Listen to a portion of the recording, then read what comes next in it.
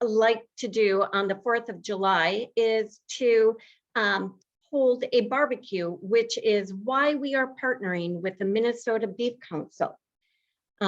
Today, we're going to be talking about, shopping for beef, different cuts of beef, grilling and cooking basics, and more.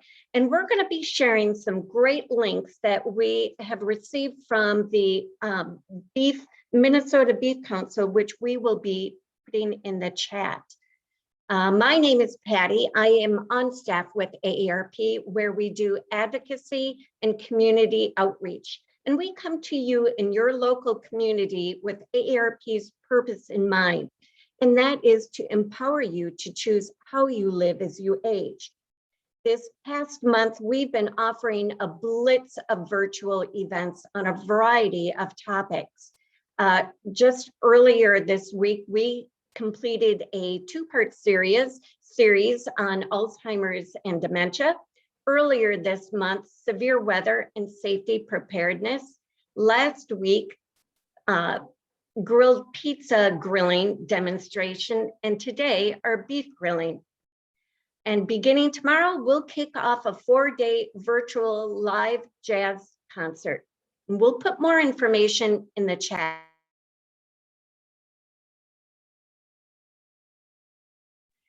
Today, I am joined with two of my colleagues, Elise, who will serve as the master on our Zoom controls and will monitor and facilitate the questions in our chat. Allie, our awesome intern, who will be putting information in the chat and will ultimately write our blog post, and Carla, our Associate State Director for Communications. Now, just a quick couple of logistical items. We want to take your questions throughout the presentation. So please find the chat option at the bottom of your screen. Click that and you can type in your chat and your comments. And Elise will share those comments and questions with our speaker. Now I'd like to welcome Dr. Ryan Cox and Jordan Juckel, who is a meat laboratory supervisor. Ryan is originally from Ohio. He received his PhD at the University of Kentucky. He has been on faculty at the U of M since 2008 as the Extension Meat Specialist and head of the Meat Lab. Ryan has an appreciation for diverse and interesting foods and cultures in the Twin Cities. And then beyond his research program at the U, he works with cattle and swine producers, meat processors, barbecue competition chefs, and so much more.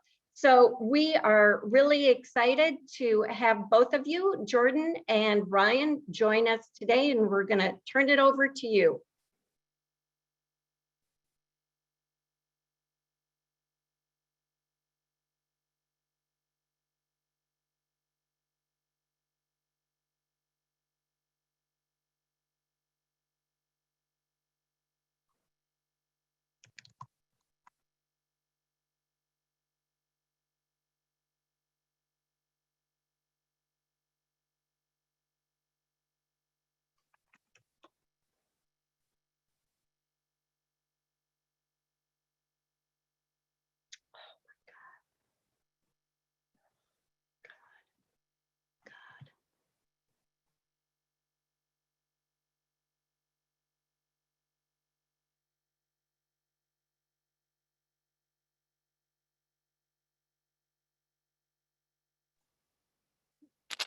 Ryan and Royalee, can you unmute quickly?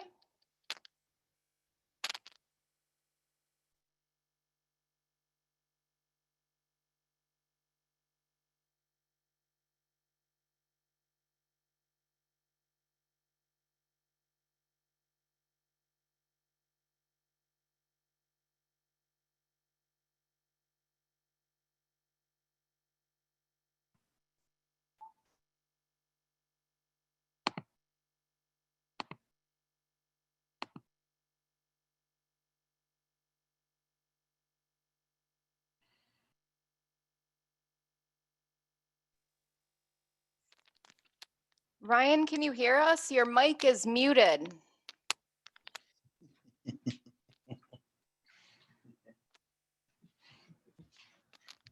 There we are. Hi, Royally. The mic got muted.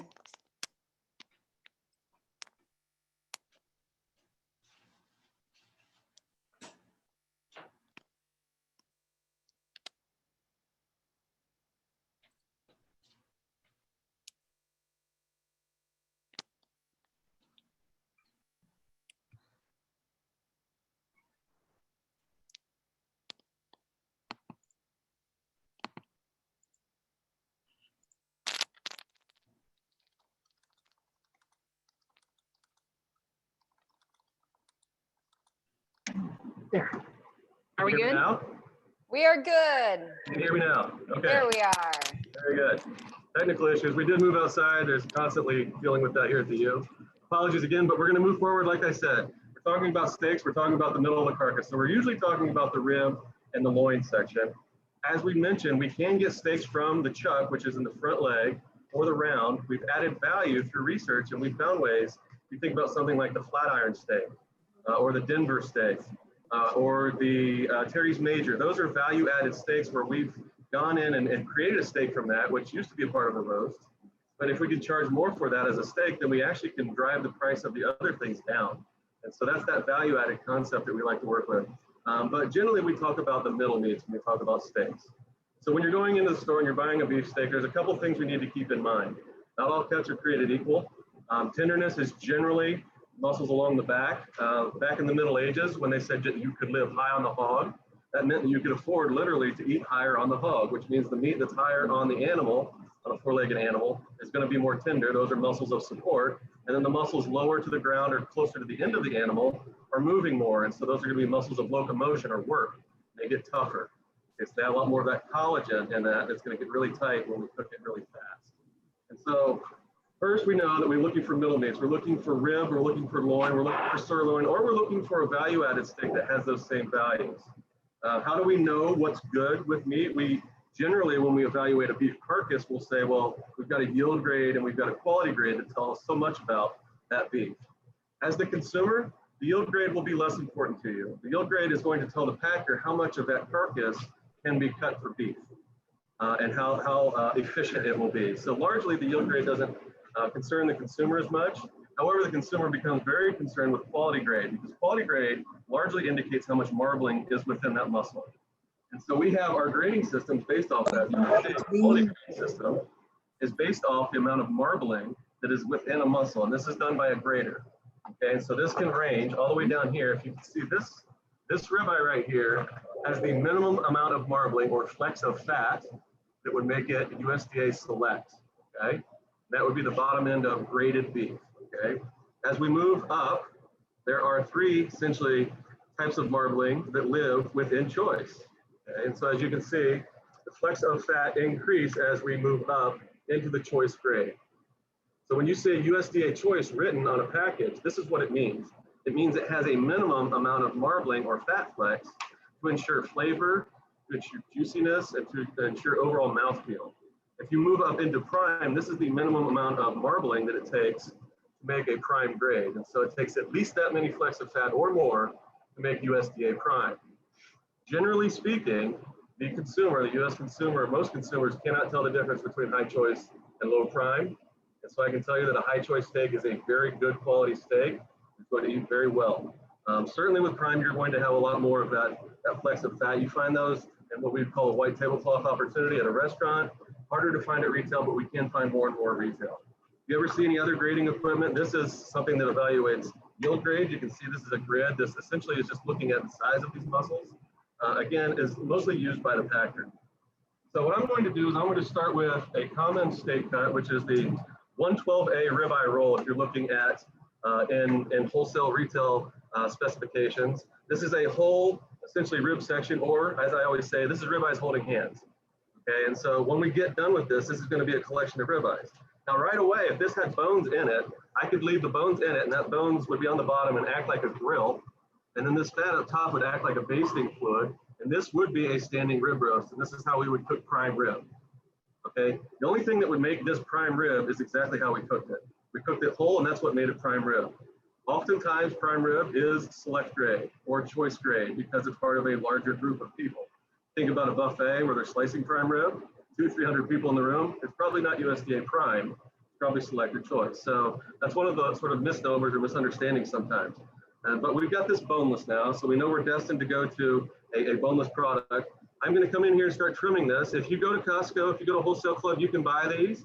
Again, this is the 112A rib roll, ribeye roll. Okay, and so this is again ribeyes holding hands. If you've ever seen rib fingers, or they're actually marketed as rib fingers sometimes, it's just the pieces of meat that come between the ribs in this cut. The packing plant's certainly going to get all of that meat onto this cut because it's a weight-based industry. Okay, so orienting yourself in this cut, the front end is where you've got the chuck. Okay, so this is where the chuck has got more muscles in this end. This would be the Delmonico end of this cut. And then if you go back here, this is the loin end where it's going back towards the loin. Back beyond this would be strip steaks, but right here it becomes ribeye steaks. So again, folding that down, if you remember on a steak, you'll notice sometimes it has a tail. So that's the first thing that we'll take off is this tail. It's a grouping of muscles. It is essentially a continuation of the rib, or the rib bones themselves.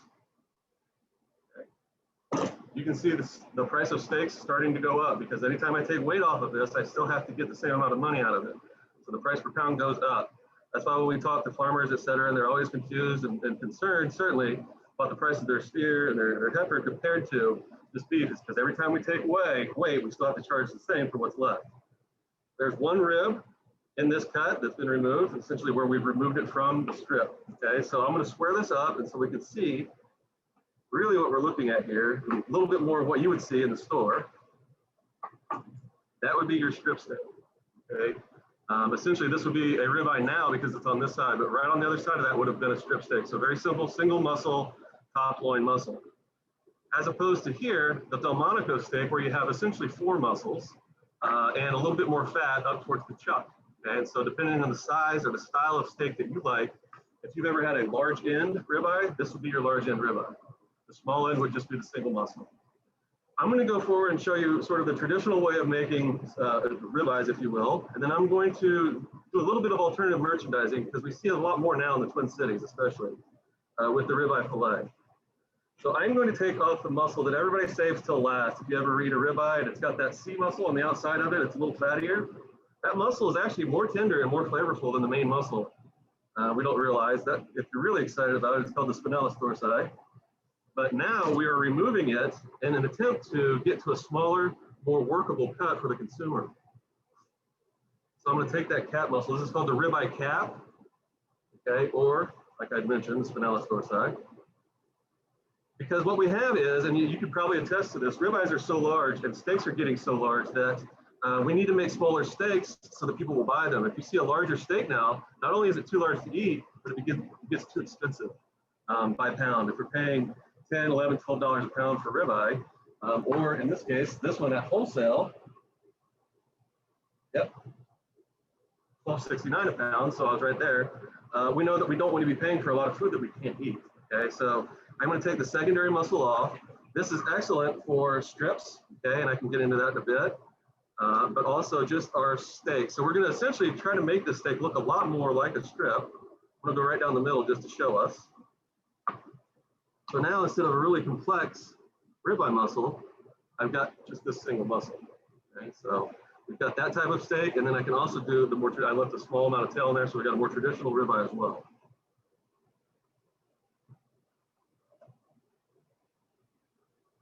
One-inch ribeye steak.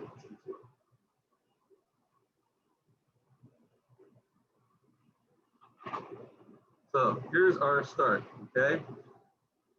We have the ribeye steak, then we have the rib roast, the ribeye roast. Okay, I've done them as petite. I've left a little bit of cap on at the end of that just to show you a little bit of variability. If you spend the money to go in and get a rib roll, you have a lot of variety, a lot of options, a lot of meal nights to plan out. It's a lot of fun. If you're just thinking ahead and planning ahead, you have the vacuum package bags, et cetera, or just Ziploc bags to get that done. Really exciting, it's fun to do. So let's talk about it now that we've got into, and I don't know where we're on time, but we're going to move a little bit into thinking about now that we've got this steak, whether we bump this and cut it at home or we've bought it in the store, we want to start thinking about how this is going to get cooked. okay, and how we're going to prepare this. Number one, let's think about safety. This is sitting in the store. Right now it's sitting outside. It's 80, 90 degrees out here. So obviously this is not the right environment, but this is going to cooking. So we know that we're going straight to cooking. But first and foremost, we have to remember the temperature danger zone. Okay, and remember that between 40 degrees and 140 degrees is a very bad temperature zone for meat to be in for any given period of time. Now, obviously we know that it has to be in that for transportation, but we're essentially saying we want to keep meat below 40 degrees when it's being refrigerated or frozen, okay? Because if it gets above that, things will start growing on it. And then once it gets cooked, we need to get it at least 140 degrees to make sure that we've killed everything that's on it or in it, depending on the cut. So that's why we call it the 40 to 140 rule. How do we do that? If we've got frozen meat, number one, we need to make sure that we're thawing that meat under refrigeration. I'm guilty of it too. We want to just put the product out on the counter. We want to put it into a sink with hot water to get it thawed. We want to do all sorts of things, but honestly, the safest way, because it's frozen, is to go to refrigerated, which is still under 40 degrees, but it will thaw. Now, it does take longer, but that's the way that we recommend it. And again, that's my official answer. We know that that happens when we thaw, but again, remember that 40 to 140 rule because it's really important. Then we start to think about when we get home and what we need to do. Lots of different opinions. If you watch the Food Network in general, there's lots of opinions on how to cook a steak. There are experts, scientific experts that talk about different ways to cook a steak, but we just want to talk about fundamentals. We know that these types of cuts do not really require a lot of breaking down, if you will. So if I have something like a roast, like a chuck or something out of a shank that's going to be really a tough cut, I know that I need to cook it with heat, sure, but I need to cook it at a lower temperature for a longer period of time in the presence of moisture so that I can get that connective tissue to turn into gelatin, okay? With a steak, where we're not too concerned with the tenderness, we know it's going to be tender enough, we don't need to be too concerned about converting any proteins to something that's more tender because it's already tender enough. So we know we can go the fast method. That's why we call this the hot and fast method versus the low and slow. This time of year, I'm a huge fan of low and slow. I've got 3 smokers at my house. I run low and slow all the time on brisket. I run it low and slow all the time, all kinds of cuts, it's great. But for steak, we don't need to do that. All we're gonna do if we go low and slow on a steak is we're gonna continue to dry it out. And we don't want to do that. So that's what we need to know is that we're going high, hot and fast. So what does hot and fast mean? In your home grill, even on your surface of your stove, you can get maybe 600 degrees, 700 degrees, sure. We don't recommend going above about 700 degrees for a cooking temperature because you're going to start to deal with really hot spots and burning. There are restaurants that may grill above that, but really want to stay below that for burning reasons. You do want to be cooking above 300 degrees though. Otherwise, you're not really going to get a very proper sear, char, or even cooking rate or rate of cooking. Okay, I've gone through a lot of the raw material. Are there any questions on the board there? Since I can't see the board. We are still good. Ryan, no questions just yet. Very good. Okay, so now I'm ready. I know I'm going hot and fast. We've been grilling, or we've been heating our grill up now. And so that's the next one, recommending that you start your grill well before you're ready to cook. It needs to be preheated just like anything else. You preheat your oven. When you're making brownies, you need to preheat your grill, which is an oven, to make something that is the most expensive part of your meal. You want to make sure that we get that right. So let that preheat for 20 to 30 minutes, quite honestly, if you can get it at least 300, but I prefer 400 or 500 degrees if possible to grill something like a ribeye. Marination and seasoning. Okay, so if we've decided to marinate. Ryan, actually, we do have a couple questions that just popped in. We've got a question from Katrina. She's wondering about the meat tenderizer. Should I use it? If so, when? And then we had another question, typical temp for gas grill too, before you get back in the mix there. Thank you, Ryan. So tenderizers, we have a couple tenderization ideas. You've got the hammer, just straight up hammer. You can do that to tenderize. Typically, we're going to use a tenderizing hammer or a tenderizing shake, like a dry seasoning shake is typically going to have bromelain or papain in it, which is an enzyme that breaks down meat. If you're using those, I'd recommend using them almost immediately prior to cooking because they're very strong and they can break your meat down far more than you would want them to into almost a paste. But if you're using the mallet as well, generally when we do that, we like to go to at least half of the thickness we started at to say that we've had an effect from that tenderization. For something like a USDA choice ribeye, I have no real reason to tenderize those because they're quite tender. If I'm working with something that I'm working into a steak, like a flank steak, I definitely like to use a tenderizer for that to get uniformity and a little bit more tenderization. With that, with the coarser fibers, you're going to want to use the diamond plate face of that tenderization hammer to sort of tear those fibers up a bit. Yeah, definitely a good question. And then what's the other one? I forget. Oh, the gas grill, which is what we're using today. We're using a propane grill today. Use wood, use coals, use pellets, many varieties, obviously, and that's a whole other topic for discussion. But regardless, we're looking for that temperature as well. So we can consistently get at least 400, 450 degrees on this gas grill, and that's pretty nice for these ribeyes. Just knowing that you're going to slow down just a little bit. So if we've marinated, so be it. We've perhaps had a select steak or cut, maybe not a ribeye, that we want to put some flavor into, marinate in some way. It has an acid that helps us break it down. Fantastic. As long as you probably need to go would be overnight on that. 15 minutes before is sort of the minimum amount of time to get a benefit from a marinade. But once you've used that, I do recommend taking the product out and drying it. Okay, draining it and drying it. And it seems really strange to say, but I want a dry surface when it hits the grill so I get a proper sear. Okay, that's a chemical reaction. It's actually called the Maillard reaction, which is different than any other cooking browning. It's different than we have browning on a cake or cookie because the proteins are browning. Okay, and so to get that, you have to have a dry surface. If there's a wet surface, what happens is that water hits the grill and you essentially create steam and you start steaming that steam. The same thing happens if you take your very hot grill and you put the lid down on it. You're holding all that moisture in there and you're creating steam. So that is another way to get dryness at its peak is to leave the lid up and to make sure you've got a nicely padded dry surface. If you're using a cover seasoning, that's when you go on with your cover seasoning. Oh yeah, and then we've got it here. Gordon just grabbed a seasoning. Here's just a regular barbecue seasoning, etc., just to kind of give us an idea. But this, after if I've marinated or if I haven't, I've patted it dry. This is when I go to seasoning and then go to the grill. You go to a dry seasoning and let it sit on for more than a half an hour or so. What you'll see is that salt that's in the seasoning is going to start to pull the moisture out of the meat. And that moisture is going to be on the surface, and it's again going to inhibit your browning reaction. And so that's what we like to remind people. If you want a really nice hard char sear, that surface needs to be almost dry, at least patted dry, and then seasoned and go straight to the grill. So I'm going to do that just as a point of procedure. We've got a really nice sort of dry surface here already on these two ribeyes. I'm going to do that. Go with a very basic barbecue seasoning here. Notice it's going on right before we're going on to fire. You can go pretty liberally on steaks because some of it's going to fall off, some of it's going to burn. You remember, you've got a lot of volume here and you've only got so much surface area to represent your flavor profile. So we're ready to go to the grill. Great questions there. We're going to do a quick shift on our camera, turn a little bit and make sure we can see, and then we're going to go to the grill.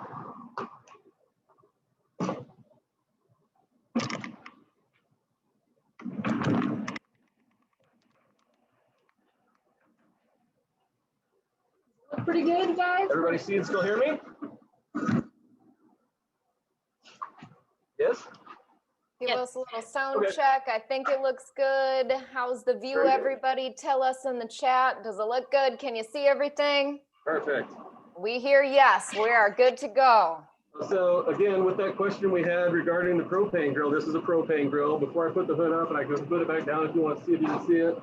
It was at 475. So it's at 475 when I lift the lid. I actually turned it up a little bit so we can hopefully hold at least 450. And we're going to go onto the grill. We clean this grill.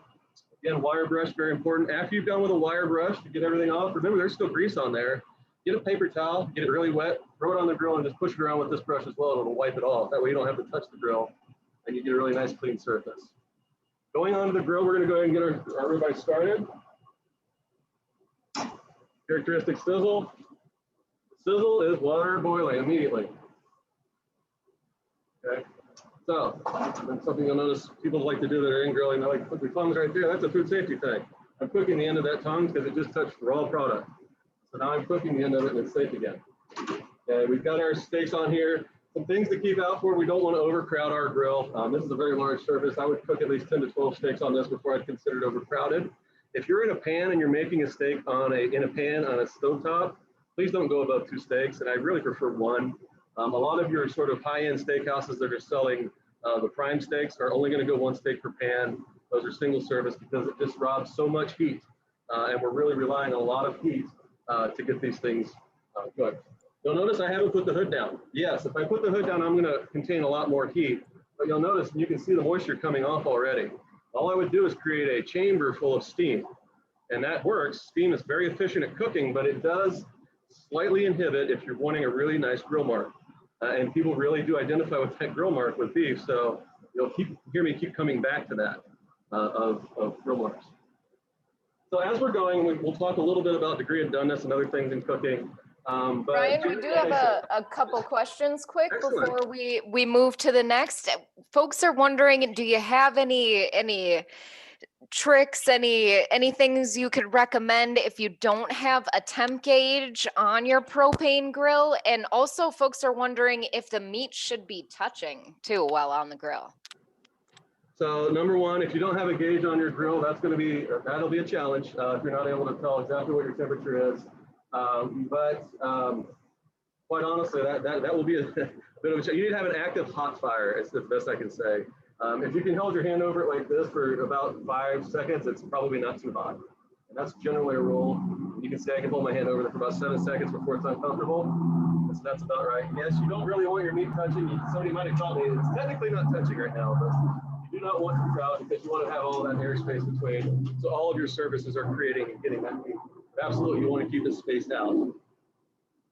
We're going to take a peek. I don't recommend picking the steak all the way up. You can feel it and you can see you've got a mark there. Hopefully you can see that at home. I've got a proper mark. So in order to get a proper mark, that is essentially 1/4 cooked. All I'm going to do is turn it 1/4. Okay, there's no grill that has hatch markings on it. It's just simply by turning that, okay? And so people don't realize that turn is happening. You'll notice we went for about 2 minutes, 3 minutes maybe at the most before we did that turn. Now, I'm going to be using an instant read thermometer today, which I recommend lots of people have, or at least a thermometer. If you don't have one, I recommend picking one up. Just an analog thermometer is not very expensive. These are more expensive, but they're fantastic, and they will read immediately. So they essentially, as soon as you put it in, it's going to tell you the temperature. I mentioned 40 to 140 degrees as being the danger zone. So if I'm the person that says I am absolutely not going to go past rare, that tells me that I need to cook this until it says 135. Because it's going to come up about 5 degrees when it hits the plate, and that's going to be 140. And that's what I'm going to officially say is a rare degree of doneness. Now, I'm fully aware that there are chefs that will tell me that it needs to be at 125 to 128. But as a scientist, I can't tell you that. I have to tell you the safe answer. And the reality is that product will reach about 140 degrees, even at that temperature as it cooks up. So that's the first one. If you don't have a thermometer, the old school way of doing it, and just as a touch, you have a very large grill here. Imagine there's a restaurant that's cooking lots and lots of steaks. You'll see them simply doing this, and that's how they test doneness. They're just putting their tongs on it and they're testing the texture of it. I can tell you that's pretty close already. So just as a quick look, I get my tongs off the mark. That's the mark. Okay, that's the mark you're looking for. That's just the show face. That doesn't mean it's done. That's just its face. Okay, so that goes over. That tells you this one's probably right as well. So as we're going, I know I've got one that's slightly thinner. That's going to go a little faster than the slightly thicker one. But the reason that they're touching all of those steaks is they might not be sticking a probe in every one of those. They don't have the time, but they've got a general sense of texture. And I always show this to students. So if you take your hand and sort of shake it loose, we want to make this as loose as possible, this meaty part of your hand. And then just take your pointer finger and just put it on the tip of your thumb, and squeeze right there. That's pretty much the texture of rare. Okay? And take your second finger loosely, and that's medium, medium rare, medium. Third finger is pretty much all medium texture, and this is pinky to thumb is ruined or well done. I'm sorry, well done. Really, really firm. Okay, and so again, going from finger to finger, you can sort of see how the texture goes from finger here, which is basically raw meat. And then my joke is it's extra firm, which would be medium well to well done on that end. So that's also another way when we're doing this, we're essentially looking and you can see the give in the product. That is essentially the same texture as on your hand. At that point, you can see I've got a mark, and I'm going to turn it again. Mark, turn it again. Yeah, flare-ups, I just move it away from the flare-up. Flare-ups are your enemy. They're going to give you lots of uneven heating, and ultimately, they're going to create a larger fire. If you're going with a sauce, I would recommend waiting on the sauce yet. Okay, so even though this has been flipped, I'm still developing some color here because it's hot. It needs to stay dry. So when I sauce this steak at the end, and it's less rare to sauce a steak, I do it off of plate, off of grill. On plate as a dress, either as the primary plating or as it's cut up and sauce it that way. But I don't recommend saucing any beef on the grill. Some common seasonings for beef. When we know with pork, we have lots of sweeter flavors, brown sugar, a lot of apple fruity flavors in pork seasonings. With beef, we tend to think more of black pepper and a lot of aromatic herbs, as well as garlic and such. So that's just typical of those flavors.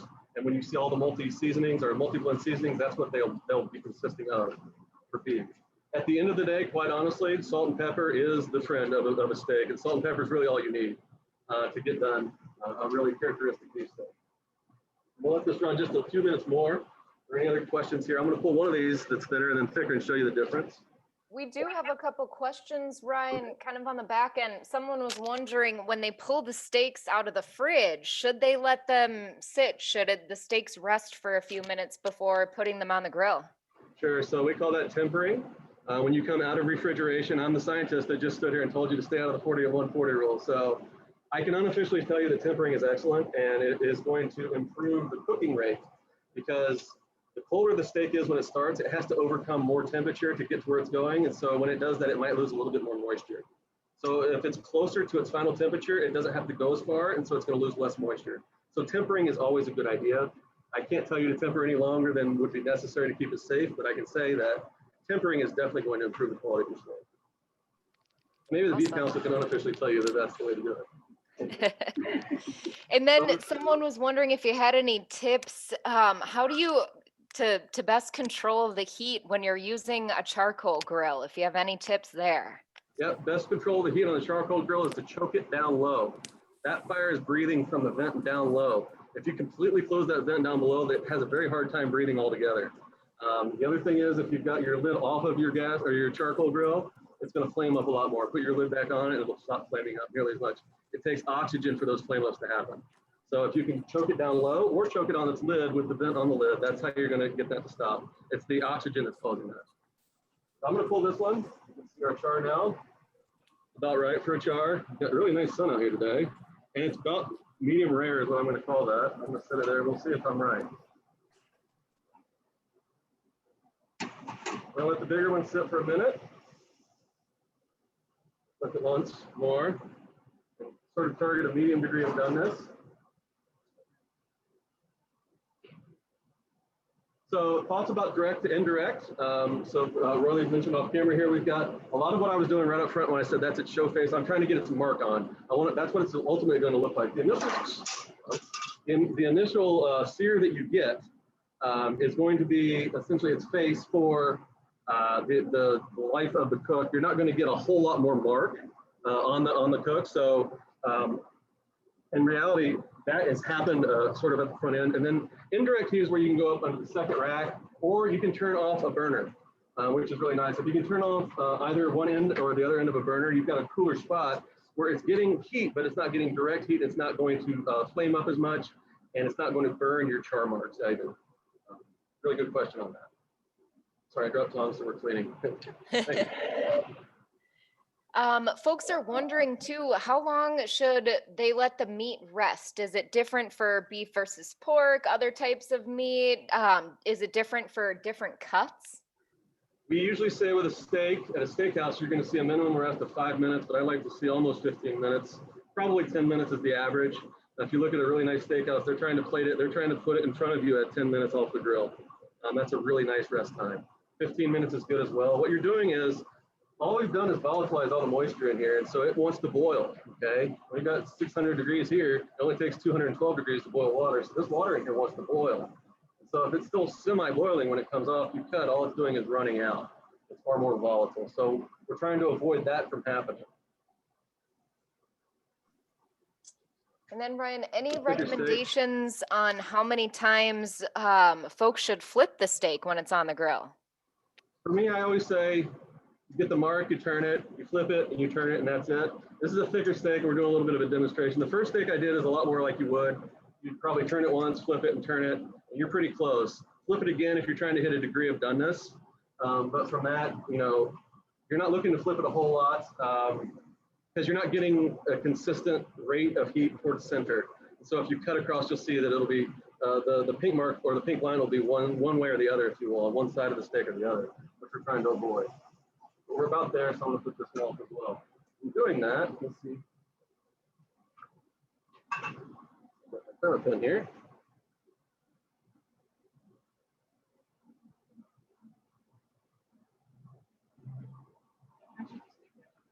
You can see I'm sticking it into the side like this, so that I'm getting to the geometric center of this piece of meat, so that it's not favoring one side or the other. And this wasn't the 120, so it's just about 125. So that's going to be the rare. This one's going to hit medium because it's been resting. You'll notice this one's been resting for about 5 minutes now. And it's back down to 123. So it was right there as well. So you can see it can still, it's 124, you can read there. So it's still quite hot, and it's been off the grill. I'll turn it this way so you can read the numbers. Still quite hot at about 5 minutes off the grill. Okay. I'll break my roll a little bit. We'll cut it now just because it's a demo.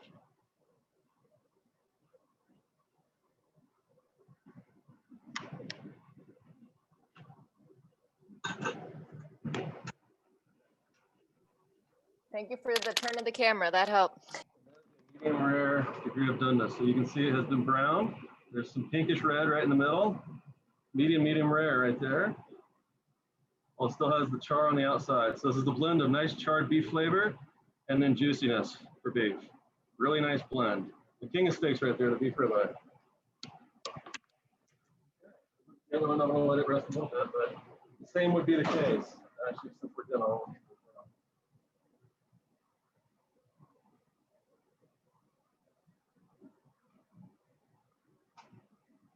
Thicker steak, but a little longer, but you can see it's closer to rare. Medium rare to rare. Okay, so you've got the char on the outside, really nice pink in the middle, just a touch of red, but still completely charred on the outside, completely cooked through. Okay, nice rare degree of doneness. Lovely steak. Very well. Okay, any questions?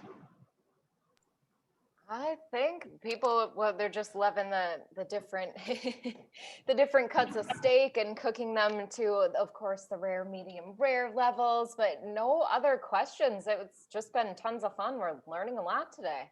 Oh, I do have a question. What are temps for each doneness level? So generically speaking, it's 140, 150, 160, 170, 180. So 140 would be rare, 150 would be medium rare, 160 would be medium, 170 would be medium well, and 180 would be well done. Generally, and that would be terminal temperature. You pull them off about 5 to 10 degrees below that so they can reach that on the plate. Yeah, any last questions from anybody? And pop them in the chat. We've got one from my colleague, Carla. She is wondering if you grill a steak and cut and there is blood or it's too rare, is it better to put it back on the grill or cook it in another way? Perhaps the oven, something on that front. Two things. The meat guy is going to tell you that's not blood. Number one, if it was blood, it should have clotted. I'm sorry.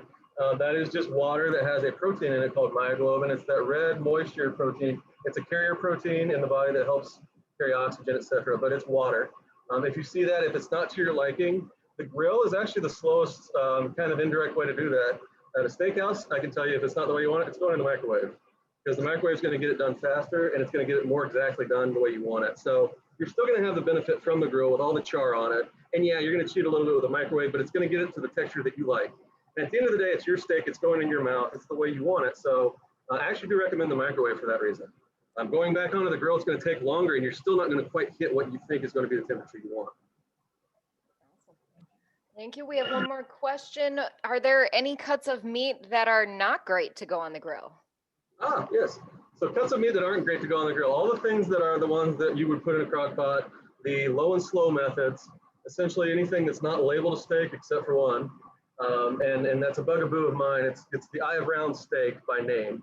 It's the round, and it's a tough cut, but they call it an eye of round steak. It should be braised. It should be have some moisture with it. But unfortunately, that one gets thrown on a grill.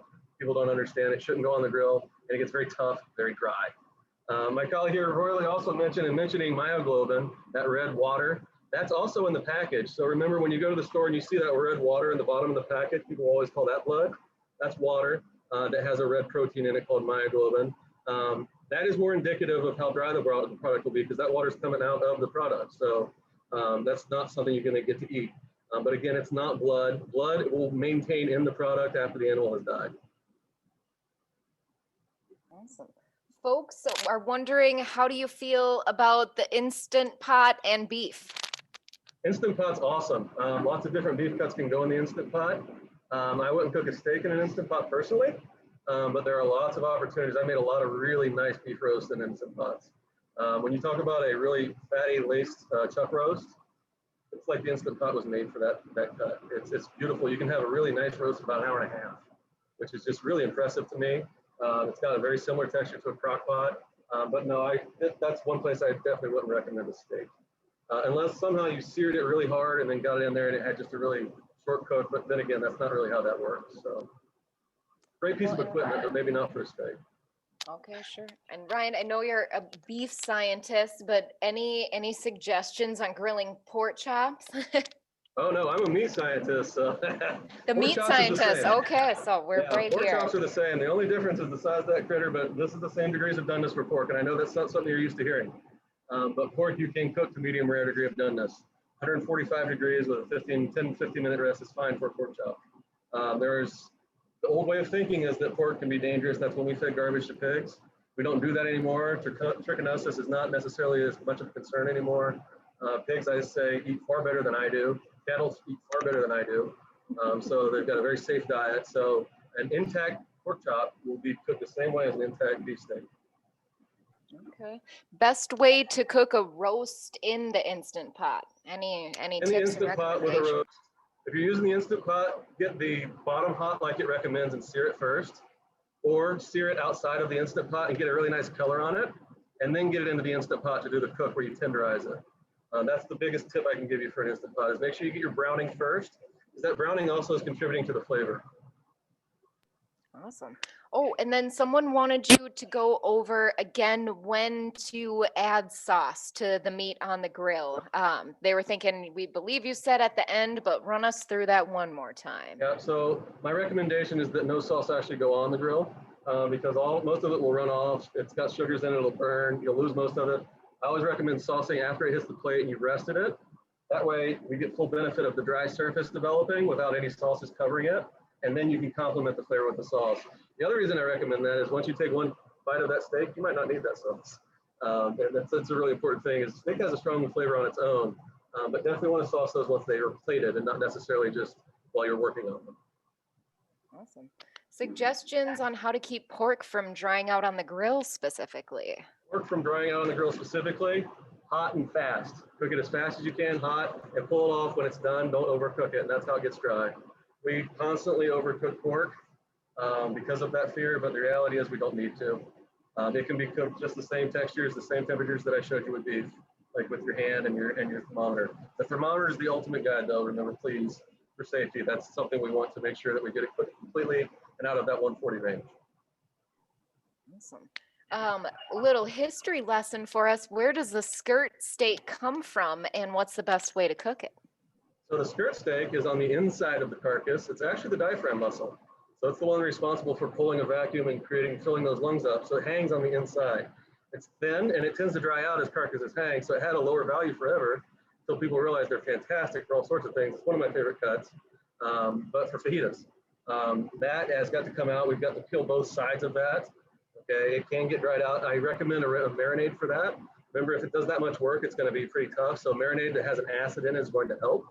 And then cooking it quickly and then cutting it on a bias very thin. The key with something that is tough, and if you've had to cook it faster like a skirt, is to cook it or to cut it thin enough where it won't be too much of a challenge for your teeth. So you notice the fajita meat is always cut generally on a bias and cut very thin for that reason. Awesome. Then someone was wondering, they've been seeing these new infrared grills out there. Are you familiar with those? What do they do? Are they good to use? So the infrared grills are essentially another technology. It's using power. It's basically using the same power from the grill, but it's using a different heat wave. I like to use them as a supplement on a grill. An infrared grill, I have a hard time getting a sear on. If you can find a brand, and this, I'm not going to speak to brand or any of that because that's not my place, but if you found a brand that can get a good sear with infrared, fantastic. I've not found something that has a strong enough infrared bar to get a proper sear yet, but it does excellent for supplementing heat and making sure you have a really nice even heat inside that chamber. Awesome. Well, I think, Ryan, I'm going to have my colleague Patty come back on and join us. Awesome questions, everybody. You had some course, that's some where it's really at, yes. awesome content. Good questions. We have one more question we will take because we're at time. We're wondering, do you recommend Sous Vide for steak? And I'm sorry if I'm mispronouncing that. I'm terrible on the cooking front. No, you're right. Before grilling, not sure of spelling either. Susan's not sure of spelling either, but. Absolutely, that's sous vide cooking, S-O-U-S-V-I-D-E. It's a French form of cooking, or French inspired essentially. Sous vide is a way that we do in food service a lot on cruise ships and casinos for large quantities that are trying to hit degrees of doneness. It is the most scientific way to cook. You will not overcook a product, which is to say that steak goes into a vacuum bag or a Ziploc bag, and it goes into a pool of water. And that pool of water is the temperature that you want that steak to be done to. So it can't go over that. It just takes a long time to get to that temperature. And so once you've done that, whether that be a couple hours, when you pull that product out of the bag, it's going to be cooked. It will have the appearance of the internal part of a cooked steak, but the external part is not seared. And so then once it comes out, you would pat the surface dry, season it, and then just give it a sear. And so that's called a reverse sear, where you're searing it at the end of the cook cycle as opposed to the beginning. But sous vide is fantastic. I do it myself quite a bit. And you can use sous vide on something like a steak all the way up. I've sous vide a brisket before. It takes 2 or 3 days, but a really neat way of cooking, but definitely an option for you as well. Ryan, I know you did steaks, but what about burgers for 4th of July? What temperature should you eat burgers? Yep, and I'm also getting, and Rolly's reminding, we've talked about steaks here and beef, but commonly you guys are gonna be using burgers, flavored burgers, jalapeno cheddar burgers, all that fun stuff. Something we have to remember about a burger now, that is a whole muscle steak there. This ribeye is a whole muscle steak. So if it got dirty on its outside only. Okay, and then when you burned it off, that fixed it. However, with a hamburger, we take that cut and then we grind it. We push all that external surface inside. And so now we have to make sure that the outside, so to speak, is still cooked, which is the very inside of that product. So now everything has to get to 160 degrees. So please remember for hamburgers, if you're probing those, and hopefully you are, those are getting to at least 160 degrees, medium degree of doneness, to ensure that the inside is completely cooked through. Very important. It may not look like it's hit that temperature, so you have to check it with that probe. Very important point as well. So, Great. Go ahead, Patty. Oh, thanks, Elise. Ryan, we've so enjoyed learning more about the science around the different cuts of meats and other grilling tips. And we certainly appreciate your presentation and grilling under the hot sun today. We also want to send a special thank you to Royal Lee with the Minnesota Beef Council and also Jordan. And thank you all for attending. And we just wish all of you a very happy and safe 4th of July. And wish all of you happy grilling. Thanks for attending.